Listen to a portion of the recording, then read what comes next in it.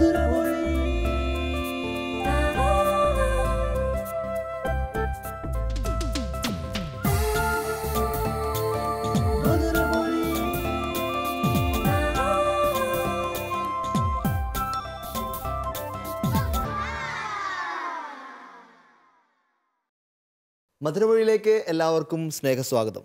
എൻജസ് ആർമിയുടെ കുടുംബങ്ങൾക്ക് വേണ്ടിയുള്ള ഒരു സ്വർഗീയ സമ്മാനം മധുരമൊഴി. പേര് പോലെ തന്നെ മധുരകരമായ സംസാരങ്ങൾ, കഥകൾ, ജീവിതാനുഭവങ്ങൾ, ചില തിരുത്തലുകൾ, ഓർമ്മപ്പെടുത്തലുകൾ, സുവിശേഷ ഭാഗ്യങ്ങൾ എല്ലാമായി നമ്മുടെ കുടുംബം എങ്ങനെ മാധുര്യമാക്കാം. ചെറിയ പരിശ്രമമാണിത്. നമ്മെ സഹായിക്കുന്ന എത്തിയിരിക്കുന്ന പ്രിയപ്പെട്ട നമ്മുടെ ജോർജേട്ടനാണ്. ജോർജേട്ടനെ സ്നേഹപൂർവ്വം സ്വാഗതം ചെയ്തുകൊള്ളുന്നു. നമ്മോടൊപ്പമുള്ളത് മൂവാറ്റുപുഴയിൽ നിന്നുള്ള പ്രിയപ്പെട്ട ഷായിച്ചേട്ടനും ബിൻസിയേച്ചിയുമാണ്. ഷായിച്ചേട്ടൻ പോലീസിലാണ്, ബിൻസിയേച്ചി ടീച്ചറാണ്. രണ്ടുപേരെയും സ്നേഹപൂർവ്വം മധുരമൊഴിയുടെ എപ്പിസോഡിലേക്ക് നിങ്ങളെല്ലാവരെയും സ്നേഹപൂർവ്വം പ്രാർത്ഥനാപൂർവ്വം സ്വാഗതം ചെയ്തുകൊള്ളുന്നു. വർഷങ്ങൾക്ക് മുമ്പ് ആത്മീയതയുടെ വശങ്ങളിലേക്കൊക്കെ നടന്നു വന്ന, ആദ്യമായിട്ട് കരിസ്മാറ്റിക് ധ്യാനങ്ങളൊക്കെ കൂടി ഒരു നവീകരണത്തിലേക്ക് കടന്നു വന്ന ഒരു വ്യക്തി എഴുതിയ ഒരു ചെറിയ ആർട്ടിക്കിൾ വർഷങ്ങൾക്ക് മുമ്പ് വായിച്ചെന്ന് ഓർക്കുന്നുണ്ട്. അദ്ദേഹം ആത്മീയതയിലേക്ക് കടന്നു വന്ന് പക്ഷേ ജീവിത സാഹചര്യങ്ങൾ ക്രമപ്പെടുത്താൻ വേണ്ടി വിദേശത്ത് ജോലിക്ക് വേണ്ടി പോയി. ജോലിക്ക് പോയി കുറേ ഏകദേശം 10-15 വർഷത്തോളം സൗദിയിൽ മണലാരണ്യത്തിൽ വർക്ക് ചെയ്തു. കിട്ടുന്ന പൈസയൊക്കെ വീട്ടിലേക്ക് എപ്പോഴും അയച്ചു കൊടുത്തിരുന്നു. 3 വർഷം കൂടുമ്പോൾ ഒരു നാട്ടിൽ വന്ന് പോകും. അങ്ങനെ പുള്ളി തിരിച്ചു പോരുന്ന 10 വർഷങ്ങൾ കഴിഞ്ഞപ്പോൾ വീട് പണിയാൻ തുടങ്ങി. കുറേ കടബാധ്യതകളും പെങ്ങന്മാരെ കെട്ടിച്ച വീട്ടിലൊക്കെ ഉണ്ടായിരുന്നു. എല്ലാം കഴിഞ്ഞ് സ്വന്തമായിട്ട് നല്ലൊരു വീടൊക്കെ പണിത് അദ്ദേഹം അയച്ചു കൊടുത്തുകൊണ്ടേയിരിക്കുന്നു. എല്ലാം കഴിഞ്ഞ് ഏകദേശം 15 വർഷങ്ങൾക്ക് ശേഷം മനസ്സിൽ തീരുമാനിച്ചു തിരിച്ചു പോകണ്ട എന്നൊക്കെ കരുതി. പക്ഷെ വീട്ടുകാർ പറഞ്ഞിട്ടില്ല. അദ്ദേഹം അവധിക്ക് വേണ്ടി തിരിച്ച് നാട്ടിലെത്തി ഏകദേശം 1 മാസമൊക്കെ കഴിഞ്ഞു. 1 മാസമൊക്കെ കഴിഞ്ഞ് ഒരു ദിവസം പുള്ളി വാതിക്കലിരുന്ന് പത്രം വായിച്ചുകൊണ്ടിരുന്നു. നല്ലൊരു വീടാണ്.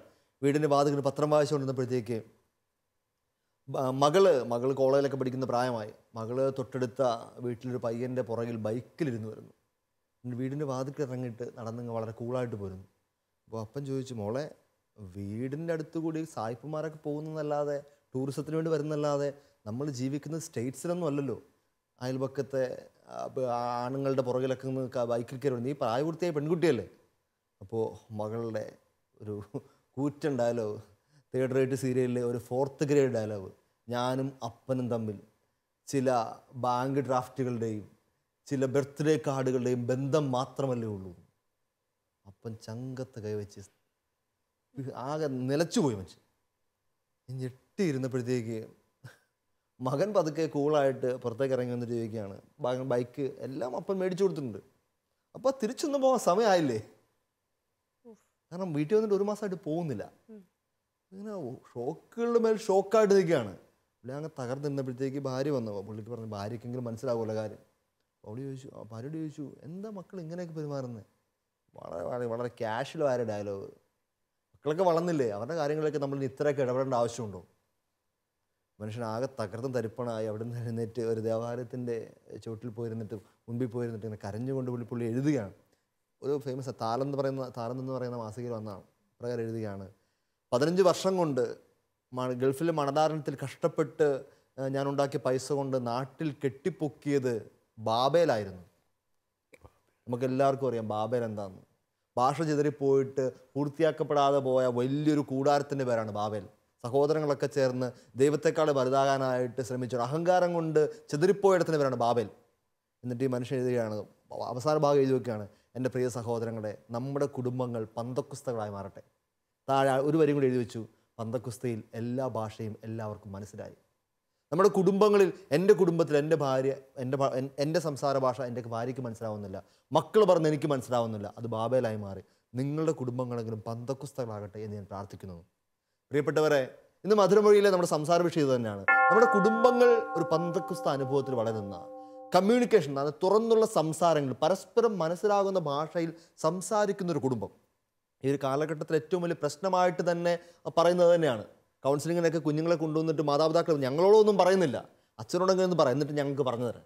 എന്തൊരു ദുരന്തമാണത്. അപ്പോൾ നമുക്ക് നമ്മുടെ കുടുംബത്തിൽ നിന്ന് തുടങ്ങാം. നിങ്ങളുടെ കുടുംബത്തിലെ ഈ ഒരു കമ്മ്യൂണിക്കേഷൻ അല്ലെങ്കിൽ ഒരു പരസ്പരം പങ്കുവെപ്പ്, ആ ഒരു സ്നേഹജന്യമായ സംസാരങ്ങൾ എങ്ങനെ നിങ്ങളുടെ കുടുംബത്തിൽ നിങ്ങൾ നടത്തുന്നു? ഞങ്ങളുടെ കുടുംബത്തിൽ പ്രാർത്ഥനയോടുകൂടിയാണ് ചില അഭിപ്രായങ്ങൾ. പ്രാർത്ഥന തുടങ്ങുന്നതിന് മുമ്പ് ഞങ്ങളുടെ 2ാമത്തെ മോൻ ഡാനിയൽ, അവൻ ഗിത്താറൊക്കെ വായിക്കും. ആ ഗിത്താറ് വായിച്ച പല ക്രിസ്തീയ ഭക്തിഗാനങ്ങൾ ആരാധന സ്റ്റൈലിൽ പ്രാർത്ഥന തുടങ്ങും.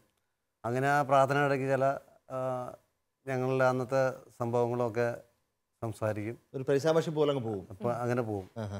അപ്പോൾ അതിനിടയ്ക്ക് പല അഭിപ്രായങ്ങളും പറയാം.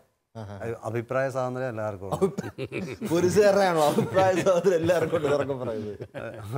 അഭിപ്രായം പറയാം. അപ്പോൾ എന്ത് കാര്യത്തിലും അഭിപ്രായം, അത് ചെറിയൊരോ വലിയൊരോ ഒന്നും നോട്ടമില്ല.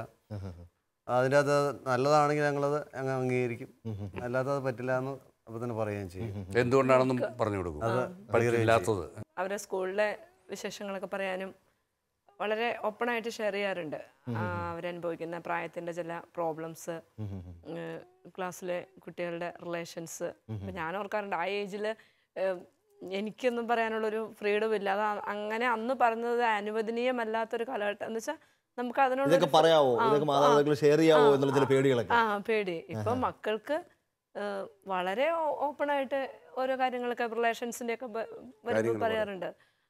അപ്പം ഇങ്ങനെ എൻ്റെ ക്ലാസ്സിലെ എല്ലാ കുട്ടികൾക്കും ഇങ്ങനെ ലൈനുണ്ട്, ലൈൻ ഇല്ലെങ്കിൽ അത് മോശമാണെന്നുള്ളൊരവസ്ഥയാണ്. അപ്പം ചോദിക്കും, ഓ അപ്പം നിനക്കും ഉണ്ടോ, പറഞ്ഞോടാ ധൈര്യമായിട്ട് പറഞ്ഞു, നിനക്കും വല്ലതും ഉണ്ടോ? അപ്പം പറഞ്ഞു ഇതുവരെ ഇല്ല അല്ലേ, ഇതുവരെ ഒന്നുമില്ല. എൻ്റെ രണ്ടാമത്തെ മോൻ ഡാനിയലിന് ഇങ്ങനെ സ്കൂളിൽ അവൻ്റെ കൂട്ടുകാർ ലൈൻ്റെ കാര്യമൊക്കെ പറഞ്ഞപ്പോൾ ഇവനോട് 2-3 പെൺകുട്ടികൾക്ക് ഇങ്ങനെ ഒരു ഇഷ്ടമുള്ള കാര്യം പറഞ്ഞു. അപ്പോൾ അത് ശരിയാണോ എന്ന് അവിടെ വീട്ടിൽ ചർച്ച. അപ്പോൾ മൂത്ത ചേട്ടൻ പറയാ, എടാ ഇത് ഈ പ്രായത്തിൽ എല്ലാവർക്കും ഉണ്ടാകുന്ന ഒരു തോന്നലാണ്, ഒരു അഫെക്ഷൻ ഉണ്ടാവും. 2-3 പെൺകുട്ടികൾക്കല്ല, എല്ലാവർക്കും അങ്ങോട്ടും ഇങ്ങോട്ടും ഒക്കെ അട്രാക്ഷൻസ് ഈ പ്രായത്തിൽ വരും. അത് മനുഷ്യ സഹജമാടാ.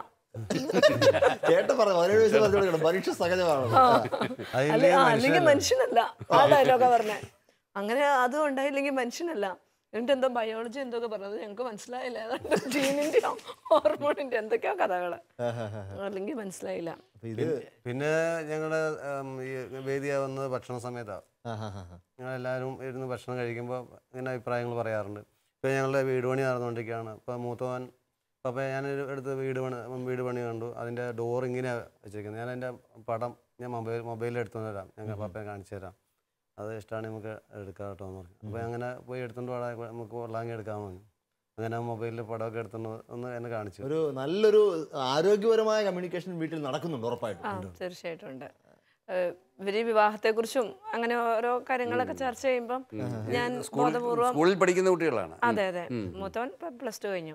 അപ്പൊ ഞാൻ പപ്പയുടെ അമ്മയുടെ വിവാഹത്തെക്കുറിച്ച് അവരധികം ചോദിച്ചിട്ടില്ല, ഞാൻ അങ്ങോട്ട് തള്ളിക്കറി പറയാറുണ്ട്. ഞാൻ പറയാറുണ്ട്, പപ്പേനെ ആദ്യം പപ്പ അമ്മയെ വന്ന് കണ്ടു, ഇഷ്ടപ്പെട്ടു, അപ്പൊ കല്യാണം തീരുമാനം ഇല്ലല്ല, അപ്പൊ കല്യാണം തീരുമാനമായിട്ടില്ല. പപ്പയുടെ അപ്പനും അമ്മയും ആന്റിമാരെല്ലാവരും വന്നു കണ്ടു, അപ്പൊ പിന്നെ ഇല്ല അപ്പോഴും ആയിട്ടില്ല. ഇനി അമ്മയുടെ വീട്ടുകാരെല്ലാം അവിടെ പോയി കാണുന്നു, അതെല്ലാം കണ്ട് അങ്ങോട്ടും ഇങ്ങോട്ടും ഇഷ്ടപ്പെട്ട് എന്നിട്ടാണ് വിവാഹം. ഞാൻ അവരോടും പറയാറുണ്ട്, നിങ്ങളുടേതും ഏത് ജീവിതാന്തസ്സിൽ നിങ്ങൾ പ്രവേശിച്ചാലും ഇങ്ങനെ തന്നെ ഈ ഒരു രീതിയിലാണ്. മച്ചുറായിട്ട് കാര്യങ്ങൾ മനസ്സിലാക്കി വരാനുള്ള ഒരു ആരോഗ്യപരമായ സിറ്റുവേഷൻ വീട്ടിൽ ക്രിയേറ്റ് ചെയ്യുന്നുണ്ട്. പക്ഷേ ഇതിനൊരു വലിയൊരു അപവാദം മറുവശം ഉള്ളതെന്ന് പറയുന്നത്, ഈ ഒരു കാലഘട്ടത്തിന് രോഗം എന്നൊക്കെ പറഞ്ഞ് ഞാനൊരു ചെറിയ ആർട്ടിക്കിൾ വായിച്ചപ്പോൾ എനിക്ക് ശരിക്കും സത്യമായിട്ട് തോന്നി. അത് എഴുതുന്ന പ്രകാരമാണ്, ഈ ഒരു കാലഘട്ടത്തിൻ്റെ രോഗം, പ്രത്യേകിച്ച് കുടുംബങ്ങളെ കാർന്നു നിന്ന രോഗം ക്യാൻസറും എയ്ഡ്സും ഒന്നും അല്ലെന്നാണ് പറയുന്നത്. എഴുത്തുകാരൻ പറയുന്നു, നമ്മുടെ കുടുംബങ്ങളെ ഈ കാലഘട്ടത്തിൽ കാർന്നു നിന്ന രോഗം മൗനമാണ്. കുടുംബത്തെ ആരും സംസാരിക്കുന്നില്ല, ആർക്കും സംസാരിക്കാൻ സമയമില്ല. അപ്പനും അമ്മയും ലേറ്റായിട്ട് വരുന്ന ജോലിക്കാരോ വന്നു കഴിഞ്ഞാൽ അവരുടേതായ ലോകത്തിലെ കുറേ കാര്യങ്ങൾ, മക്കളാണെങ്കിൽ പഠനം, അതുമായിട്ട് ബന്ധപ്പെട്ട കാര്യങ്ങൾ. പിന്നെ അവർക്ക് സംസാരിക്കേണ്ട മൊബൈലോ അല്ലെങ്കിൽ TV യോ അല്ലെങ്കിൽ കൂട്ടുകാരുമായിട്ട് ചാറ്റിങ്ങോ ചീറ്റിങ്ങോ അതുപോലത്തെ ഈ രോഗത്തെയാണ് നമ്മൾ ആദ്യം ട്രീറ്റ് ചെയ്യേണ്ടതെന്ന്. ജോർജേട്ടാ, ഈ ഒരു ജോർജേട്ടന് പെൺമക്കളും കൂടിയാണല്ലോ, അപ്പോൾ ഈ ആരോഗ്യപരമായ സംസാരങ്ങൾ കാര്യമായിട്ട് നടക്കുന്ന സ്ഥലം കൂടിയാണല്ലോ. അപ്പോൾ എങ്ങനെയാണ് ഈ ഒരു മൗനത്തെ, ഈ മൗനം എന്ന രോഗത്തെ എങ്ങനെ കാണുന്നത്? തീർച്ചയായിട്ടും ഈ അച്ഛൻ പറഞ്ഞത് വളരെ ശരിയാണ്. ഈ മൗനം വളരെ ഒരു രോഗമായിട്ട് പടർന്നു പിടിച്ചുകൊണ്ടിരിക്കുക. അപ്പം ഞാൻ ഒരു നിഷ്കളങ്കനായിട്ട് കൈവക്കി എനിക്കത് പറയാൻ പറ്റില്ല. കാരണം എന്നാന്ന് വെച്ച് കഴിഞ്ഞാൽ ഞാനും വാട്സപ്പ് നോക്കി സമയം ഉപയോഗിക്കാറുണ്ട്. ഇപ്പം ഞാനിപ്പോൾ ഇത് പറഞ്ഞിട്ട് ഞാൻ വീട്ടിൽ ചെന്ന് ടെലികാസ്റ്റ് ചെയ്ത് കഴിയുമ്പോൾ എൻ്റെ പിള്ളേർ എൻ്റെ ചെവിയെ പിടിക്കും. അപ്പം അതുകൂടെ കണക്കാക്കിക്കൊണ്ട് വേണം ഞാൻ പറയാൻ. പക്ഷേ ഇഷ്യൂ ഉണ്ട്. ഇപ്പം എൻ്റെ വീട്ടിലാണെങ്കിൽ പോലും ഒരു ലെവലോളം ഇഷ്യൂ ഉണ്ട്. ഒരുപക്ഷെ TV യോ അല്ലെങ്കിൽ മൊബൈലോ ഒരു പരിധിവരെ ഇത്. പക്ഷേ ഒരു പ്രത്യേക കാര്യം ഞാൻ ശ്രദ്ധിക്കുന്നുണ്ട്, ഒരാളൊരു കാര്യം പറയാൻ വരുമ്പോൾ മറ്റേയാൾ അവൈലബിൾ ആവുന്നുണ്ടോ, അവിടെ തകരാറ് വരുന്നില്ല എന്നുള്ളതാണ് അതൊരു മിനിമം ആവശ്യമാണ്. അവിടെ കൊണ്ടെല്ലാം ആയെന്നല്ല ഞാൻ പറയുന്നത്. പക്ഷേ അതെങ്കിലും നമുക്ക് നിലനിർത്താൻ പറ്റുന്നില്ലെങ്കിൽ കേൾക്കാൻ മനസ്സിലായി. അന്നേരം ഇത് മൊബൈലാണെങ്കിലും ടി വി ആണെങ്കിലും ഒന്ന് ഓഫ് ചെയ്ത് അല്ലെങ്കിൽ ഒന്ന് മാറ്റി വെച്ച് അത് വളരെ ഇതായിട്ട്. കാരണം എന്താണെന്ന് വെച്ചാൽ ഇതുപോലെ ഇപ്പോൾ സാറ് പറഞ്ഞതുപോലെ വളരെ ക്രൂഷ്യലായിട്ടുള്ള ചില കാര്യങ്ങൾ തീരുമാനമെടുക്കപ്പെടുന്നത് ഈ വേദിയിലായിരിക്കാം. പക്ഷേ ഇത് ഏതൊക്കെയാണ് ക്രൂഷ്യൽ, ഏതൊക്കെ സംഭവിച്ചു കഴിയുമ്പോഴേ അറിയത്തുള്ളൂ അല്ലേ. ഒരുപക്ഷെ ഇപ്പം ഇൻവേർട്ടർ മേടിക്കണോ വേണ്ടയോ അത് പറഞ്ഞ സമയത്ത് വാട്സപ്പിൽ നോക്കിക്കൊണ്ടിരുന്ന വെച്ച് അവസാനം വാങ്ങിക്കേണ്ടെന്ന് തീരുമാനിച്ചു കഴിഞ്ഞാൽ പിന്നീട് ഒരു സമയത്ത് ഈ വീട് ഇൻവേർട്ടറും ഇല്ലല്ലോ എന്ന് പറയുമ്പോൾ ചർച്ച ചെയ്തപ്പോൾ അവിടെ പോയി ഇല്ലേ. ഞാൻ പറയാം ചെറിയ ചെറിയ കാര്യങ്ങളായിരിക്കാം, പക്ഷേ എന്തെല്ലാം കാര്യങ്ങൾക്കകത്താണെങ്കിലുമേ നമ്മൾ ആ ഒരു കമ്മ്യൂണിക്കേഷൻ ഇതൊരു പ്രധാനപ്പെട്ട കാര്യമാണെന്ന് എനിക്ക് തോന്നുന്നു. ഈ മൗനം ഇവിടെ കൊണ്ട് മാത്രമല്ല വരുന്നത്, ഈ അപകടകരമായ മൗനങ്ങളുണ്ട്. പ്രത്യേകിച്ചും മാതാപിതാക്കളുടെ ഭാഗത്ത് അപകടകരമായ മൗനമുണ്ട്. നമ്മളറിയില്ല നമ്മൾ മൗനം പാലിച്ചു. ഈ ജോജൻ്റെ ഇപ്പോൾ ടി വിയായിട്ട് ബന്ധപ്പെട്ട് പറഞ്ഞുകൊണ്ട് എനിക്ക് തോന്നുന്നു പലപ്പോഴും വീട്ടിലൊക്കെ ഇരുന്ന് ഒരുമിച്ചൊക്കെ കുടുംബം ഒന്നിച്ച് ടി വിയൊക്കെ കാണുമ്പോൾ പലപ്പോഴും ഓഫായിട്ടുള്ള സീൻസൊക്കെ വരും, ഭയങ്കര വൾഗറായിട്ടുള്ള സീനുകൾ. അപ്പോഴൊക്കെയാണ് വയലൻസ്. ഞാനൊരു കുടുംബത്തോടെ കണ്ടപ്പോഴത്തേക്ക് ഞാൻ ആ സിനിമ നേരത്തെ കണ്ടതാണ്. അപ്പോൾ എനിക്കറിയാം ഇത് കഴിഞ്ഞ് വരാൻ പോകുന്ന സിനിമ വളരെ മോശമായ സീൻ വരാൻ പോകുന്നത്. അപ്പം ഞാനൊന്ന് പരിങ്ങി. അങ്ങനെ 2-3 പ്രായപൂർത്തിയായ പെമ്പിള്ളേരൊക്കെ അവിടെ ഇരിപ്പുണ്ട്. ഞാനിങ്ങനെ പരിങ്ങിയ സമയത്ത് ഞാൻ നോക്കിയപ്പോൾ വളരെ ബ്യൂട്ടിഫുള്ളായിട്ട് ആ വീട്ടിലെ പെൺകുട്ടി ആ ചാനലൊക്കെ മാറ്റിക്കളഞ്ഞു. അതൊരു വിവേകമാണ്. താഴേക്ക് വരാൻ പോകുന്ന കുഞ്ഞുങ്ങളും അല്ലെങ്കിൽ കൂടെ ഇരിക്കുന്ന അപ്പനും അമ്മയും ഇത് കണ്ടിട്ടില്ലെങ്കിൽ ഈ മോശമായ കാര്യം ഇവിടെ ഇരുന്ന് കാണണ്ട. അതെന്തുകൊണ്ടാണ്? അതൊരു ഇത് പറയുന്നത് തിരിച്ചറിവാണ്. ഒപ്പം ഇത് സംസാരിച്ചതിൻ്റെയും ഉറപ്പാണ്, എനിക്ക് ഉറപ്പാണ് ആ അമ്മയുടെ നിന്ന് കിട്ടിയ കാര്യമായിരിക്കും, അല്ലെങ്കിൽ അപ്പൻ്റെ നിന്ന് കിട്ടിയ കാര്യമായിരിക്കും, മാതൃകാപരമായിട്ട് കിട്ടിയ കാര്യമായിരിക്കും. നിങ്ങൾക്ക് അങ്ങനെ എന്തെങ്കിലും അനുഭവങ്ങൾ? അതുപോലെ ടി വി ഇരുന്ന് കാണുമ്പോൾ മക്കളിൽ ആരെങ്കിലും ഇങ്ങനെ മോശം സീൻ വരുവാണെങ്കിൽ അപ്പം തന്നെ ചാനൽ മാറ്റും. പിന്നെ കൊലപാതകം അങ്ങനത്തെ ഹൊററായിട്ട് വരുന്ന കാണുമ്പോൾ പെട്ടെന്ന് അവര് അതൊക്കെ മാറ്റിക്കളയും. ഞാനിത് പറയുന്നതെന്ന് വെച്ചാൽ അവരാ സീൻ കണ്ടോ കണ്ടില്ലയോ, അല്ലെ അപ്പനെയും അമ്മയും കാണിക്കാൻ വേണ്ടിയാണോ അവർ ഈ ചാനൽ മാറ്റിയത്, ഇങ്ങനെയൊക്കെ നമുക്ക് ഒത്തിരി ഡിസ്കസ് ചെയ്തത്. ഇതൊക്കെ വേറൊരു കാര്യമാണ്, ഞാൻ പറയുന്നതല്ല. ആ മക്കൾ ഇത് ചെയ്ത, ഇപ്പോൾ അച്ഛൻ പറഞ്ഞ ഉദാഹരണത്തിലെ ആ മകളും നിങ്ങൾ പറഞ്ഞ നിങ്ങളുടെ ആ മക്കളും ആ ചാനലിൽ നിന്ന് മാറ്റുന്നു, അവരുടെ ഉള്ളിൽ എന്താണ് ശരി എന്താണ് തെറ്റ് ഒരു തീരുമാനമായിട്ടുണ്ട്. ഇതാണ് നമുക്ക് കൊടുക്കാൻ പറ്റുന്നത്. ഉറപ്പായിട്ട് ഫൈറ്റ് ചെയ്യും. ഉറപ്പായി. ഇനി അടുത്തത് അവരുടെ സ്വാതന്ത്ര്യത്തിൻ്റെ വേറൊരു മേഖലയുണ്ട്. നമ്മൾ പറഞ്ഞു മക്കളെ ഇത് ശരി, ഇതേ നിങ്ങൾ ചെയ്യാവൂ, ഇത്രയും സന്ദേശം കൊടുക്കാനേ നമുക്ക് പറ്റുള്ളൂ. തുറന്ന സംസാരങ്ങളുടെ ഒരു പ്രയോഗം. അടുത്ത സ്റ്റെപ്പിൽ അവർ എന്ത് തീരുമാനം എടുക്കുന്നു എന്നുള്ളത് അവരുടെ ജീവിതത്തിൽ അവസാനം വരെ നമുക്ക് പുറകെ നടന്ന് തീരുമാനിപ്പിക്കാനൊന്നും നമുക്ക് പറ്റില്ല. അവരാണ് തീരുമാനത്തിൻ്റെ റിസൾട്ട് അറിയുകയും ചെയ്യേണ്ടത്. പക്ഷേ അവരിലേക്ക് ഈ വാല്യൂസ് ഒന്നും കൊടുക്കാൻ നമുക്ക് ഉത്തരവാദിത്തമുണ്ട്. അതിനാണ് കമ്മ്യൂണിക്കേഷൻ. ചേച്ചി, ഇങ്ങനെ നിങ്ങളുടെ വീട്ടിൽ ഇങ്ങനെ കമ്മ്യൂണിക്കേഷനൊക്കെ പല പ്രാവശ്യം നടക്കുന്നതുകൊണ്ട് നിങ്ങൾ തമ്മിലേക്ക് നല്ല കമ്മ്യൂണിക്കേഷൻ ഉള്ളതുകൊണ്ട് മക്കൾ പരസ്പരം കറക്റ്റ് ചെയ്യുന്ന സ്റ്റേജിൽ എത്തിയിട്ടുണ്ടോ? അതായത് പതുക്കെ ആദ്യം നിങ്ങൾ തന്നെ കമ്മ്യൂണിക്കേഷനിൽ പതുക്കെ കറക്റ്റ് ചെയ്യാൻ ശ്രമിക്കും, പിന്നെ ഗ്രാജുവലായിട്ട് അവരെ കയറ്റി പിടിക്കണമല്ലോ. അങ്ങനെ എന്തെങ്കിലും സംഭവങ്ങൾ നിങ്ങൾക്ക് പറയാനുണ്ടോ? ഡ്രസ്സിങ്ങിൻ്റെ ഒക്കെ കാര്യത്തിലേ മോള് ഇത്തിരി എന്തെങ്കിലും ഇപ്പോൾ ബനിയനോ അതുപോലെയൊക്കെ ഉള്ള ഇടുമ്പോൾ ഇത്തിരി ഓക്കേർഡാണെങ്കിൽ എന്നോടും ഒന്ന് പറയാറുണ്ട്, അമ്മ ആ ഡ്രസ്സ് അവൾക്ക് അത്ര നന്നായിട്ട്. രണ്ടുപേരും പറയും, രണ്ടാൺമക്കളും വന്ന് പറയാറുണ്ട്, അത് അത്ര നല്ലതാണോ അമ്മേ എന്ന് ചോദിക്കാറുണ്ട്. അല്ല, അത് ഇത്ര മനോഹരമായൊരു കാര്യമെന്നറിയാം. ഒരുപക്ഷെ നമുക്കറിയില്ലായിരിക്കാം, നമുക്ക് അത്രയ്ക്ക് ബോധ്യമാണ്. കാരണം അവരുടെ ഒരു സമൂഹമുണ്ട്, അവരുടെ ആ സമൂഹം ഒരു ഡ്രസ്സിനെ എങ്ങനെയാണ് വിലയിരുത്തുന്നത്, ചെറുപ്പക്കാരുടെ ഒരു റേഞ്ച്, അവരുടെ റേഞ്ചിലുള്ള പിള്ളേർ അവരിന്ന് കമൻറ്റ് പറയുന്നു. ഒരു പെങ്കൊച്ച് കടന്നു പോയപ്പം കമൻറ്റ് പറയുന്നത് അവൻ കേട്ടിട്ടുണ്ടാവും, അതെൻ്റെ മകളെക്കുറിച്ച് പറയരുത് എന്ന്. ഇത് നമുക്ക് മനസ്സിലായില്ല, അവൾ കൊച്ചു അവൾ ആ ഒരു അതിനെന്നാ കുഴപ്പം, ഇതായിരിക്കാം നമുക്ക് വരുന്ന ഒരു ഇത്. കാരണം നമ്മൾ നമ്മുടേതായ വേറൊരു റേഞ്ചിൽ നിന്നുകൊണ്ടാണ് നമ്മളിത് കാണുന്നത്. അപ്പോൾ ഇവിടെയൊക്കെ അവരെ ഒരു ലെവലിൽ എത്തിച്ച് അവരെ അത് വലിയൊരു പ്രഷ്യസായ ഒരു കാര്യമാണ് അവൻ പറഞ്ഞതെന്ന് ഞാൻ പറഞ്ഞതേ. കാരണം നമുക്ക് ഒത്തിരി അവനെ ഡിപ്പെൻഡ് ചെയ്യാൻ പറ്റും. നമുക്ക് നമ്മുടെ പോലീസുകാരുള്ളതുകൊണ്ട് ഒരു ചോദ്യം ഡയറക്റ്റ്ലി ചോദിക്കാം. സാധാരണ ഈ പോലീസുകാരെന്നൊക്കെ നമുക്ക് പേടിയൊക്കെ, സാധാരണക്കാർക്കൊക്കെ പേടിയാണല്ലോ പോലീസുകാരെ, എന്നും പോലീസ് സ്റ്റേഷനൊക്കെ നമുക്ക് പേടിയൊക്കെ ഉണ്ടല്ലോ. സാറിനെ കണ്ടാൽ തോന്നുന്നല്ലോ, കുഴപ്പമില്ല. പക്ഷേ ഈ കുഞ്ഞുങ്ങളെ കാര്യമായിട്ട് ഇപ്പോൾ നിങ്ങളുടെ വീട്ടിൽ അത്യാവശ്യം സംസാരങ്ങളും ഒച്ചയും ബഹളമൊക്കെ ഉള്ള വീടാണ് നിങ്ങൾ വിചാരിക്കുന്നു നിങ്ങളുടെ പറച്ചിൽ നിന്ന്. അപ്പോൾ പക്ഷേ അപ്പോൾ ഇങ്ങനെ ഈ കൂടുന്നതുകൊണ്ട് നിങ്ങൾക്ക് വഴക്കിടാൻ പറ്റാത്തൊരവസ്ഥയുണ്ടോ? അതൊരു വലിയ ഭീകരമായ അവസ്ഥയാണ്. കാരണം പലപ്പോഴും പേരൻസൊക്കെ ന്യൂ ജനറേഷൻ പേരൻസിനൊക്കെ സ്ഥാപിക്കാൻ വേണ്ടി പിള്ളേർ തോളൊക്കെ ഇട്ട് കിടക്കുന്നു, ഭയങ്കര സെറ്റപ്പ്, പോടാടാ അങ്ങനത്തെ അപ്പന്മാരൊക്കെ കണ്ടിട്ടുണ്ട്. അങ്ങനെയൊക്കെ. പക്ഷേ ഇതൊക്കെ ഒരു കൈവിട്ടു പോകുന്ന സമയമുണ്ട്. ചില പലപ്പോഴും നാണം കരുത അവസ്ഥയും കൈവിട്ടു പോകുന്ന അവസ്ഥയൊക്കെ ഉണ്ട്. അങ്ങനെ നിങ്ങൾക്ക് ഇങ്ങനെ അൺകൺട്രോളബിൾ ആയി പോകുന്നു, അല്ലെങ്കിൽ വഴക്കിടാൻ പറ്റാത്തൊരു സ്റ്റേജ് വരുന്നുണ്ട്. ഇപ്പം നമ്മുടെ സ്വാതന്ത്ര്യത്തെ പറ്റി പറയുമ്പോഴും അതിന് മറുപടി ഉണ്ടല്ലോ, ശാസിക്കാനും വഴക്ക് പറയാനും. തീർച്ചയായിട്ടും ഇവർ എന്തെങ്കിലും പ്രശ്നത്തിന് എന്തെങ്കിലും ഇഷ്യൂസ് ഉണ്ടാക്കിയിട്ട് ഞാൻ അവരെ വഴക്ക് പറയാൻ ശാസിക്കാറൊക്കെ ഉണ്ട്. പക്ഷേ എന്നിരുന്നാൽ തന്നെയും കുറെ കഴിയുമ്പോൾ ഞാൻ അവരെ ചെന്ന് കാര്യം പറഞ്ഞ് ബോധ്യപ്പെടുത്തി അവരെ ആശ്വസിപ്പിക്കാറുണ്ട്.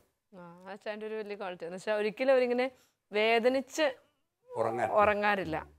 അപ്പോൾ ഒരു ദിവസം മോളെ നന്നായിട്ട് വഴക്ക് പറഞ്ഞു നല്ലൊരു ശിക്ഷണം കൊടുത്തു. അവള് കരഞ്ഞ് പോയി കിടക്കുക. അപ്പോൾ അവൾ ഇടയ്ക്ക് നോക്കുന്നുണ്ട്. അപ്പോൾ മൂത്തവൻ പറയാ അവള് എറിഞ്ഞിട്ട് നോക്കുന്നുണ്ടോ പപ്പ ചെല്ലുന്നുണ്ടോ.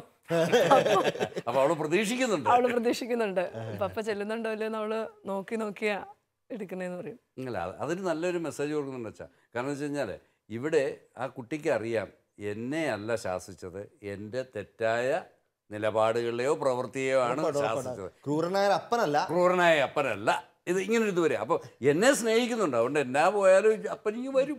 എനിക്ക് സമാനമായ ഇച്ചിരി കടുകട്ടിയ അനുഭവം ഉണ്ട്. വീട്ടിൽ ഇച്ചാൻ ഇച്ചിരി സ്ട്രിക്റ്റ് ആയ ഒരു ഫിഗറൊക്കെ ആയിരുന്നു. പക്ഷെ എന്നാൽ കുറേ തമാശയും കളികളും ചിരികളും എല്ലാം ഉള്ള അപ്പനായിരുന്നു. അപ്പോൾ ഞാനിങ്ങനെ ഇച്ചിരി അൽഗുലത്ത് പണികളൊക്കെ ആയിട്ട് നാട്ടിലൊക്കെ ഇറങ്ങുന്നത് വൈകുന്നേരം 10 മണിയായിട്ടൊക്കെ വീട്ടിൽ മിനിമം എത്താറുള്ളായിരുന്ന സമയമുണ്ട്. +2 ഒക്കെ പഠിക്കുന്ന സമയത്ത്, സെമിനാറിലൊക്കെ ചേരുന്നതിന് മുമ്പ്. അപ്പോൾ നമ്മൾ സ്ഥിരമായിട്ട് താമസിച്ചതുകൊണ്ട് ഈ ശനിയാടൊക്കെ വീട്ടിൽ നിന്ന് ഇറക്കി വിടുമായിരുന്നു. അപ്പോൾ രാത്രി വരുമ്പോൾ നമ്മൾ ദൂരെ നടന്നു വന്ന് ഞങ്ങളുടെ വീട്ടിൽ ഇച്ചിരി വഴിയുണ്ട്, നടന്നു വന്ന് കാണാം. അപ്പോൾ ഞാൻ കാർ ഡ്രൈവർ ആയതുകൊണ്ട് സാധാരണ എനിക്ക് താമസിച്ച് വരുന്നത്. അപ്പോൾ നമ്മളത് പ്ലാൻ ചെയ്താണ് താമസിച്ച് വരുന്നത്. അപ്പം താമസിച്ച് വരുന്നത് നമ്മൾ താമസമൊക്കെ വരുന്നത്. അപ്പോൾ ചില ദിവസം വെച്ചാൽ നേരത്തെ വരുമ്പോൾ നമുക്ക് കാണാം നമ്മൾ അങ്ങനെ സൈക്കിൾ ഒച്ച കേൾക്കുമ്പോഴേ പതുക്കെ വീടിന് ലൈറ്റ് ഓഫ് ചെയ്യുന്നത് കാണാം, വാതിൽ അടക്കപ്പെടുന്നത് കാണാം. ഇതൊക്കെ സ്ഥിരമായ തമാശകളായിരുന്നു വീട്ടിൽ ഒരു സമയത്ത്. അപ്പോൾ പക്ഷേ എനിക്കൊരു ഉറപ്പ്, അപ്പോൾ ഞാൻ പതുക്കെ വീട് അടച്ചു കഴിയുമ്പോഴത്തേക്ക് നമുക്കിത് സ്ഥിരം നാടകവേദി ആയതുകൊണ്ട് ജനലിൻ്റെ സൈഡിൽ പുതപ്പൊക്കെ വെച്ചിട്ടുണ്ട്. നമ്മളതൊക്കെ എടുത്ത് പതുക്കെ വിരിച്ച് മുമ്പിലത്തെ തറയിൽ കിടന്ന് ഉറങ്ങും. അപ്പോൾ പക്ഷെ എനിക്കൊരു ഉറപ്പനാണെന്നറിയാമോ, ഒരു 5 അല്ലെ 10 മിനിറ്റുള്ളിൽ എൻ്റെ അപ്പൻ വീണ്ടും കഥ തുറക്കുമെന്നും എന്നെ അകത്തോട്ട് വിളിച്ച് കയറ്റുമെന്നും അപ്പം തന്നെ ചോറ് വിളമ്പി തരുമെന്നും അവസാനം എന്നെ പുതപ്പിച്ച് കിടത്തൊരു ഉറപ്പുണ്ട്. ഞാൻ +2 പഠിക്കുമ്പോൾ പോലും അതാണ് വഴക്കിടുക എന്നുള്ളത്. ഈ കമ്മ്യൂണിക്കേഷൻ നടക്കുന്ന സ്ഥലത്ത് വഴക്കിടുക എന്നുള്ളത് സ്വാഭാവിക. അത് കഴിഞ്ഞ് മക്കളെ ചേർത്ത് പിടിക്കാനും സ്നേഹിക്കാനും ഒക്കെയുള്ള ഒരു അവസ്ഥ ഉണ്ടാക്കി കൊടുക്കുക എന്നുള്ളത് ഞാൻ മറ്റൊരു വശത്തേക്ക് നമ്മൾ കൂട്ടിക്കൊണ്ടാൻ ആഗ്രഹിക്കുകയാണ്. അതായത് പലപ്പോഴും പിള്ളേർ വീട്ടിൽ വഴക്കുകളെ കാണുന്നുള്ളൂ, സ്നേഹപ്രകടനങ്ങൾ കാണില്ല. പേരൻസ് തമ്മിൽ വഴക്കിടുന്ന പിള്ളേർ കാണുന്നുണ്ട്, പക്ഷെ പേരൻസ് തമ്മിൽ റെക്കൺസൈൽ ചെയ്യുന്നോ അല്ലെ ക്ഷമ പറയുന്നോ സ്നേഹിക്കുന്ന അവസരങ്ങൾ കുഞ്ഞുങ്ങൾ കാണുന്നില്ല. ആ ഒരു കമ്മ്യൂണിക്കേഷൻ മേഖല തീർച്ചയായിട്ടും കുഞ്ഞുങ്ങൾ കിട്ടിയെങ്കിൽ കുള്ളൽ ഭയങ്കരമായിട്ട് ഹീലിംഗ് കിട്ടി കുഞ്ഞുങ്ങൾ വളരും. നിങ്ങൾക്ക് അങ്ങനത്തെ എന്തെങ്കിലും ജീവിതാനുഭവങ്ങൾ പങ്കുവയ്ക്കാനുണ്ടോ? ഇപ്പം കമ്മ്യൂണിക്കേഷൻ്റെ കാര്യം പറഞ്ഞപ്പോൾ ഞാൻ വേറൊരു കാര്യം ഓർക്കുമായിരുന്നേ. ഞങ്ങൾ തറവാട്ടിലായിരുന്നു ആദ്യം. അത് കഴിഞ്ഞ് ഞങ്ങൾക്കൊരു കൊച്ചു വീട് കിട്ടി. ഞങ്ങൾ ആദ്യമായിട്ട് മാറി താമസിക്കാനായിട്ട് പോകുക. അന്നേരം 3 മക്കളേ ഉള്ളൂ, ഞാനും അച്ഛനും. അന്നേരം അനിയൻ വിവാഹം കഴിഞ്ഞ് വന്നു. അപ്പോൾ പിന്നെ ഞങ്ങൾക്ക് മാറി താമസിക്കാം. അപ്പോൾ പോകാൻ നേരം അച്ഛനിങ്ങനെ പറഞ്ഞു, നമ്മൾ പുതിയൊരു ജീവിതത്തിന് പോവുകയാണ്, നീ അമ്മച്ചി ഇപ്പോൾ ഒരു 6-7 ഒരുമിച്ച് താമസിച്ചു. അപ്പോൾ ഇനിയിപ്പോൾ നിൻ്റെ ഭാഗത്തുനിന്ന് എന്തെങ്കിലുമൊക്കെ ഒരു വിഷമങ്ങളോ അങ്ങോട്ടും ഇങ്ങോട്ടും ഉണ്ടായിട്ടുണ്ടാവാം, അമ്മച്ചിയോടൊരു സോറി പറഞ്ഞിട്ട്. അപ്പോൾ ഞാൻ പറഞ്ഞു എന്താ അതിൻ്റെ ആവശ്യം, അങ്ങനെ ഞാൻ പർപ്പസ്ഫുള്ളി വേദനിപ്പിക്കാനായിട്ടൊന്നും പറഞ്ഞിട്ടൊന്നുമില്ല. അപ്പോൾ അച്ഛൻ പറഞ്ഞു എന്തായാലും കുഴപ്പമില്ല, നീ ഒന്ന് എളിമപ്പെടാനാന്ന് വിചാരിച്ചു. അപ്പോൾ എന്നോട് ഇത്ര കാര്യമായിട്ട് ഇങ്ങനെ ഒരു കാര്യം ഇങ്ങനെ ഇത്ര ഇതായിട്ട് ആവശ്യപ്പെട്ടിട്ടില്ല. അപ്പോൾ ഇങ്ങനെ കുറേ പ്രാർത്ഥിച്ചൊരുങ്ങി ഭയങ്കര ടെൻഷൻ. ഇനിയിപ്പോൾ അമ്മച്ചി പറയുമ്പോൾ അമ്മച്ചി അതെങ്ങനെയാണ് എടുക്കാൻ പോകണമെന്നുള്ളൊരു ടെൻഷൻ. ഏതായാലും ഞാൻ പ്രാർത്ഥിച്ചൊക്കെ ശക്തി സ്വീകരിച്ച് ചെന്ന് പറഞ്ഞു കഴിഞ്ഞപ്പോൾ അമ്മച്ചി തിരിച്ച് അതേപോലെ തന്നെ എന്നോട് പറഞ്ഞു, ഞാനും എന്തെങ്കിലും എൻ്റെ വാക്കാലോ പ്രവർത്തിയാലോ വേദനിപ്പിച്ചിട്ടുണ്ടെങ്കിൽ. ഏറ്റവും രസം അതല്ല, ഈ ഒരു സംഭവം അച്ചാൻ്റെ വേറൊരു ഫ്രണ്ടിനോട് പറഞ്ഞു. അപ്പൊ ഫ്രണ്ട് അതിന്റെ വൈഫിനോടും പറഞ്ഞു, നീ അതങ്ങനെയൊന്ന് പറഞ്ഞേക്ക്, ഇവിടെ അമ്മയ്ക്കും ഇത്തിരി ഒരു റിലീഫ് ആവുമെന്ന് പറഞ്ഞു. അപ്പൊ എനിക്ക് തോന്നുമായിരുന്നു നമ്മളിങ്ങനെ അങ്ങോട്ടും ഇങ്ങോട്ടും ഒന്ന് സോറി പറയുമ്പോഴും ക്ഷമ കൊടുക്കുമ്പോഴും ഒക്കെ വളരെ നല്ലൊരു. പരിശുദ്ധ ഫ്രാൻസിസ് പാപ്പ കുറച്ച് നാളുകൾക്ക് മുമ്പ് പറഞ്ഞ ഒരു ടോക്കില്, എനിക്ക് ദമ്പതികൾക്ക് വേണ്ടി ഒരു ടോക്കാണ്, അത് 3 വാക്കുകൾ പാപ്പ ഇങ്ങനെ ഇടയ്ക്കിടയ്ക്ക് പറയുന്നുണ്ടായിരുന്നു. നിങ്ങൾ 3 വാക്കുകൾ തുടർച്ചയായിട്ട് നിങ്ങളുടെ കുടുംബത്തിൽ ഉപയോഗിക്കുക, കുടുംബ സമാധാനം ഉണ്ടാകുന്നു. ഒന്നിതായിരുന്നു പ്ലീസ്, എല്ലാത്തിനും ഇടയ്ക്ക് പ്ലീസ് ഒക്കെ ചോദിച്ചേക്കുക. 2 ഒരു സോറി പറയുക, ഇടയ്ക്കിടയ്ക്ക് ആ പർപ്പസ്ഫുള്ളിലേക്ക് 2-3 വാക്ക് സോറി ഇട്ട് കൊടുത്തേക്കുക. 3 താങ്ക് യു പറയുക. ഈ 3 വാക്ക് പ്രോപ്പറായിട്ട് നിങ്ങൾ കമ്മ്യൂണിക്കേറ്റ് ചെയ്യാമെങ്കിൽ നിങ്ങളുടെ കുടുംബജീവിതം അറിഞ്ഞുകൊണ്ട് ബോധപൂർവ്വം കമ്മ്യൂണിക്കേറ്റ് ചെയ്യാമെങ്കിൽ അത് നിങ്ങളുടെ കുടുംബജീവിതം വളരെ സമാധാനമൊന്നാകും. നിങ്ങളുടെ മക്കളും ഈ ദമ്പതികളും തമ്മിലൊക്കെ ഭയങ്കര ലയത്തിൽ ജീവിക്കാൻ പറ്റുന്ന ഒന്ന്. ജോർജ് വിചാരിക്കും ഇങ്ങനത്തെ ഒരു ബോധപൂർവ്വം ചില നമ്മളിങ്ങനെ നാച്ചുറലായിട്ട് സംഭവിക്കുന്നില്ല. എല്ലാവർക്കും കമ്മ്യൂണിക്കേഷൻ സ്കില്ലൊന്നും ഇല്ലല്ലോ.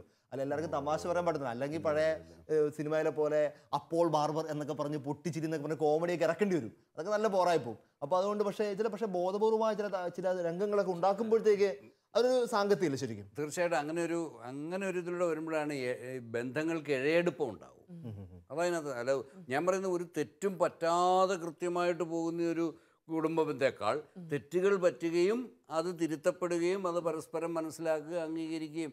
പിന്നെ എൻ്റെ വീട്ടിലെ പറഞ്ഞാൽ ഞാൻ ഏറ്റവും കൂടുതൽ എൻജോയ് ചെയ്യുന്ന ഒരു സൈഡ് അതാണ്. എൻ്റെ ബലഹീനതകളെ എൻ്റെ മക്കളാണെങ്കിലും എൻ്റെ ഭാര്യയാണെങ്കിലും അവർക്കറിയാം. അപ്പോൾ അതൊരു കമ്മ്യൂണിക്കേഷൻ്റെ ഒരു തലമാണ്. ഞാൻ ചിലപ്പോൾ പൊട്ടിത്തെറിച്ച് ഞാൻ എന്തെങ്കിലും പറയും, ഓക്കെ, ഞാനതിനെ ന്യായീകരിക്കുകയല്ല, പക്ഷേ അവരതിൻ്റെ പ്രോപ്പർ അർത്ഥത്തിൽ മനസ്സിലാക്കും. ഇതെന്നെ തന്നെ അത്ഭുതപ്പെടുത്തിയിട്ടുണ്ട്. ഞാൻ പറഞ്ഞതിന് അങ്ങനെ ഒരു അർത്ഥമൊന്നുമില്ല, പക്ഷേ അവർക്കറിയാം എന്തുകൊണ്ടാണ് ഞാൻ അങ്ങനെ പറഞ്ഞത്. ആ പറഞ്ഞതിന് ഇത്രയ്ക്കുള്ള മീനിങ്ങേ ഉള്ളൂ. ആ മീനിങ് വെച്ച് അവരാ കാര്യങ്ങൾ കൈകാര്യം ചെയ്യും. ഇതാണ് പന്തക്കുസ്ത. പത്രോസ് പറഞ്ഞ ഭാഷ അവിടെ നിന്ന് യവനർക്കും യഹൂദർക്കും ജൂതന്മാർക്കും അല്ല റോമാക്കാർക്കും എല്ലാവർക്കും മനസ്സിലായി. സുവിശേഷം എല്ലാവർക്കും ഒരേപോലെ മനസ്സിലായി. അതിനകത്ത് എനിക്ക് തോന്നുന്നു ബേസിക്കായ ഒരു കാര്യം സ്നേഹമാണ്. ആ സ്നേഹത്തിന് പരിശുദ്ധാത്മാവ് സ്നേഹം പങ്കുവയ്പ്പ് എല്ലാം ഒരൊറ്റ ആത്മസഭയെ പറ്റി പറയുന്നത്. അവര് ഒന്ന് ചേർന്ന് അപ്പം മുറിക്കുകയും വചനം പങ്കുവെക്കുകയും ഉണ്ടായിരുന്നതെല്ലാം ഒന്നുപോലെ കരുതി ഒരു കുടുംബമായിട്ട് അവർ ഒരേ ഹൃദയത്തോടെ ജീവിക്കുകയും ചെയ്തു.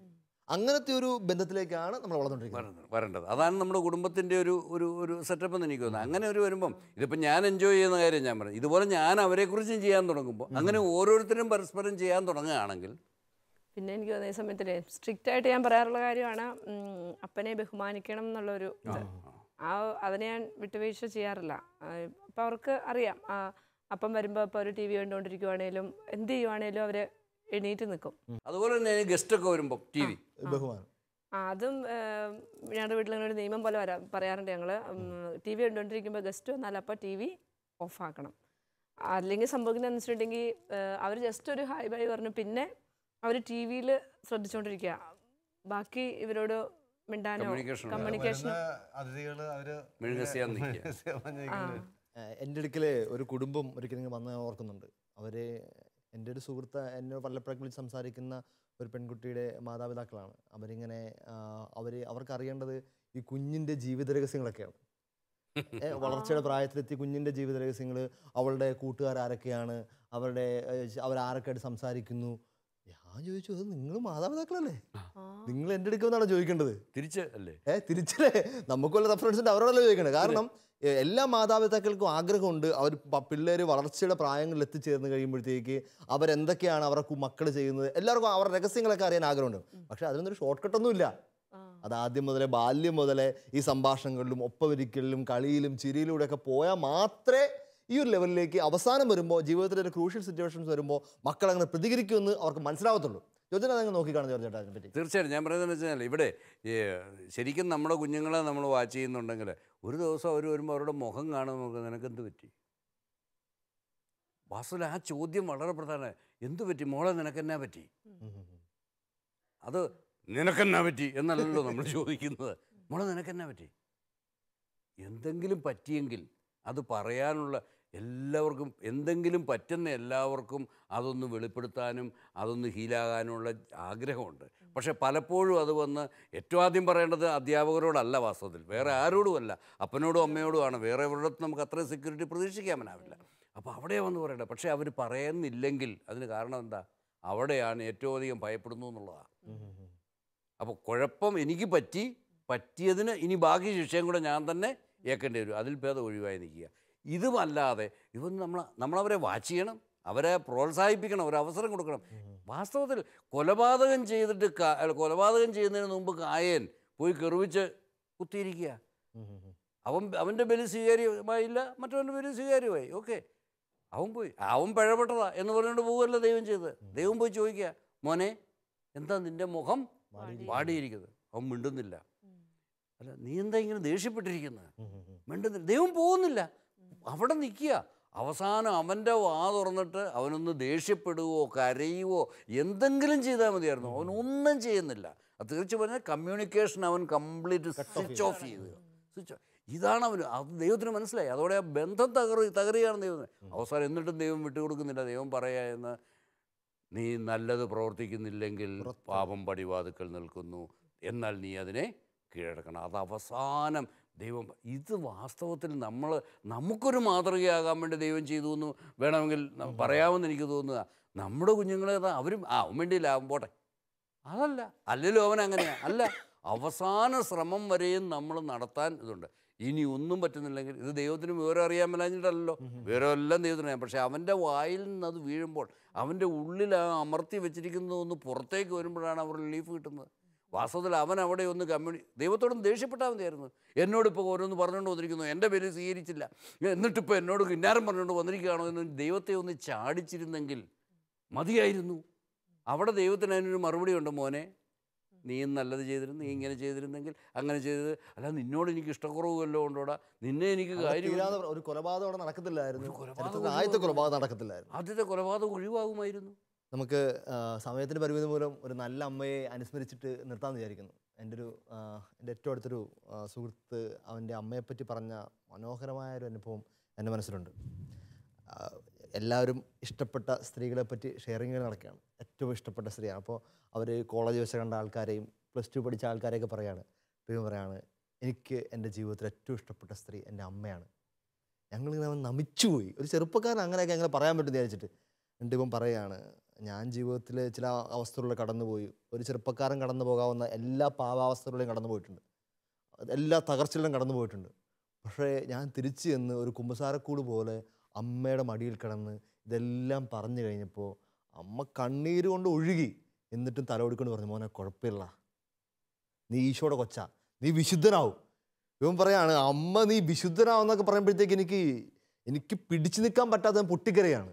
ഞാൻ സകല പാപങ്ങളും ചെയ്ത് പാപത്തിന് ഇന്ന് മരിച്ച നരകത്തിൽ പോകുന്ന ഉറപ്പുള്ള ഇതിൽ നിൽക്കുമ്പോൾ അമ്മ ചേർത്ത് പിടിച്ചിട്ട് പറയുകയാണ്, മോനെ നീ വിശുദ്ധനാവൂടാ, നീ എന്നാൽ അമ്മയെടുക്ക് വന്ന് പറഞ്ഞല്ലോ, അത് മതി, നമുക്ക് എല്ലാം ശരിയാക്കാം, കർത്താവ് എല്ലാം ശരിയാക്കിക്കോളും. ഇവൻ പറയാണ്, പണ്ട് എൻ്റെ അമ്മ ചേർത്ത് പിടിച്ച് എന്ത് പ്രശ്നമുണ്ടെങ്കിലും നീ എന്നോട് പറയടാ എന്ന് പറഞ്ഞുകൊണ്ടാണ് ഈ പ്രായം കഴിഞ്ഞ് 10-30 എനിക്ക് വീണ്ടും തിരിച്ചു പോയി അമ്മയുടെ മടിയിലൊന്ന് കിടക്കാനും.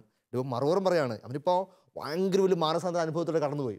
അവൻ ശരിക്കും വിശുദ്ധനായ കുഞ്ഞായി പതുക്കെ വരുക എന്ന് പറയുകയാണ്. ഇപ്പം അമ്മ എന്നോട് തിരിച്ചു പറയുകയാണ്, മോനെ അപ്പനേക്കാളും പലപ്പോഴും നീ ഒന്ന് കെട്ടിപ്പിടിക്കുമ്പോൾ എനിക്ക് ആശ്വാസം തോന്നുന്നു. പലപ്പോഴും അപ്പന് അവൈലബിലിറ്റി ഉള്ള ജോലിയായിട്ടൊക്കെ പോകുമ്പോഴും നീ എൻ്റെ അടുത്ത് വന്നിരിക്കുന്നതും നീ എന്നെ കെട്ടിപ്പിടിക്കുന്നതും നിന്നോട് എനിക്ക് പലതും പറയാൻ പറ്റുന്നതും ഒരു മകൻ എന്ന നിലയിലും അതിലുപരിയായിട്ട് നിന്നോട് എനിക്കെല്ലാം പറയാൻ പറ്റുന്നു, എനിക്കൊരാശ്വാസമാവുന്നു. പ്രിയപ്പെട്ടവരെ, ഇതൊരു കൊടുക്കൽ വാങ്ങൽ തന്നെയാണ്. നമ്മൾ മക്കൾക്ക് ബാല്യത്തിലെ സ്നേഹം അങ്ങോട്ട് കൊടുക്കുന്നു, ചില ആവശ്യങ്ങൾ ചില സമയങ്ങളിൽ അവർ തിരിച്ച് അതിൻ്റെ ഇരട്ടിയായിട്ട് നമുക്ക് തിരിച്ചു തരുന്നു.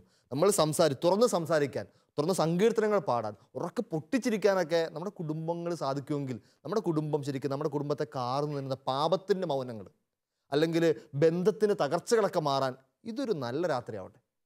നമുക്ക് നല്ല തീരുമാനങ്ങൾ എടുക്കാം. നമ്മുടെ കുടുംബം ഒരു പെന്തക്കസ്ത അനുഭവമുള്ള കുടുംബം. ബാബേലല്ല, വീടിൻ്റെ പുറത്ത് ബാബേൽ നല്ല എഴുതേണ്ടത്. എൻ്റെ വീട് പെന്തക്കസ്ത കുടുംബമാണ്. എല്ലാ ഭാഷകളും എല്ലാവർക്കും അതിനർത്ഥം അഭിപ്രായ വ്യത്യാസങ്ങളിൽ നിന്നുള്ളതല്ല, എല്ലാ ഭാഷകളും എല്ലാവർക്കും മനസ്സിലാകുന്നൊരു കുടുംബം. നമുക്കൊന്ന് ചേർന്ന് ഈ ഒരു കൃപയ്ക്ക് വേണ്ടി പ്രാർത്ഥിക്കാം. ഇതിന് പരിശുദ്ധാത്മാവിന് കൃപയെന്നല്ലാതെ പറ്റില്ല.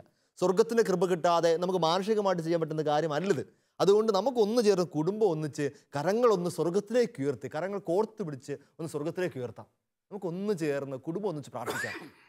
ഓ നല്ല ഈശോയെ, ആ പെന്തക്കോസ്താ ദിനത്തിൽ പത്രോസ്ലീഹ എഴുന്നേറ്റ് നിന്ന് ജനസമുച്ചയത്തെ നോക്കി നിങ്ങൾ അറിവില്ലായ്മ കൊണ്ട് ക്രൂശിച്ച കർത്താവായ യേശു ക്രിസ്തു യഥാർത്ഥത്തിൽ ഉയർത്തെഴുന്നേറ്റിരിക്കുന്നു പറഞ്ഞപ്പോൾ അവർക്ക് ആ സുവിശേഷം മനസ്സിലായി, അവർക്ക് മാനസാന്തരം ലഭിച്ചു. അതേ ആത്മാവിനെ ഞങ്ങൾക്ക് ഈ നിമിഷം അയച്ചു തരണമേ.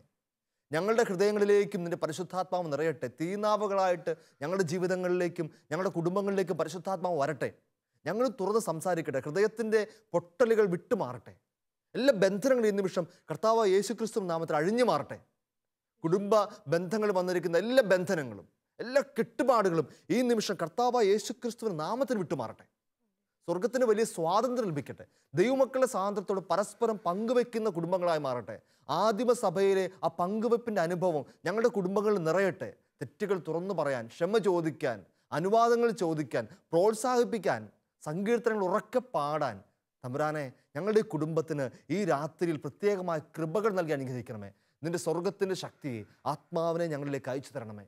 പരിശുദ്ധ അമ്മേ മാതാവേ, ശിഷ്യന്മാർക്ക് പരിശുദ്ധാത്മാവിനെ കിട്ടുവാൻ വേണ്ടി പന്തക്കുസ്ത ദിനം വരെ അവരോടൊപ്പം ഇരുന്ന് പ്രാർത്ഥിച്ച അമ്മേ, ഞങ്ങളുടെ ഹൃദയങ്ങളിലേക്കും ജീവിതങ്ങളിലേക്കും ആത്മാവ് ഇറങ്ങി വരാൻ, ബന്ധങ്ങളിലേക്ക് പരിശുദ്ധാത്മാവ് ഇറങ്ങി വന്ന് ഞങ്ങൾ നവീകരിക്കപ്പെട്ടവരാകാൻ പരിശുദ്ധ അമ്മ ഈ നിമിഷം സ്വർഗത്തിലിരുന്ന് ശക്തിയായി മാധ്യസ്ഥം വഹിക്കണമേ. നമുക്കൊന്ന് ചേർന്ന് തലകുമ്പിട്ട് ആശീർവാദം സ്വീകരിക്കാം. നമ്മുടെ കർത്താവ് ഈശോ മിശിഹായുടെ കൃപയും പിതാവായ ദൈവത്തിൻ്റെ സ്നേഹവും പരിശുദ്ധാത്മാവിൻ്റെ സഹവാസവും പരിശുദ്ധ അമ്മയുടെയും സ്വർഗം മുഴുവൻ്റെയും മാധ്യസ്ഥവും സംരക്ഷണവും നാം എല്ലാവർക്കും ഉണ്ടായിരിക്കട്ടെ, ഇപ്പോഴും എപ്പോഴും എന്നേക്കും. ഈശോ മിശിഹായ്ക്ക് സ്തുതിയായിരിക്കട്ടെ. പ്രിയപ്പെട്ടവരെ, സാധിക്കുമെങ്കിൽ ബൈബിൾ തുറന്നിട്ട് പെന്തക്കോസ്തായുടെ ഭാഗം കുടുംബം ഒന്ന് ചേർന്ന് ഈ ഒരു നിയോഗത്തിന് വേണ്ടി കാഴ്ചവെച്ചുകൊണ്ട് ഒന്ന് ചേർന്ന് നമുക്കൊന്ന് പ്രാർത്ഥനാപൂർവ്വം വായിക്കാം.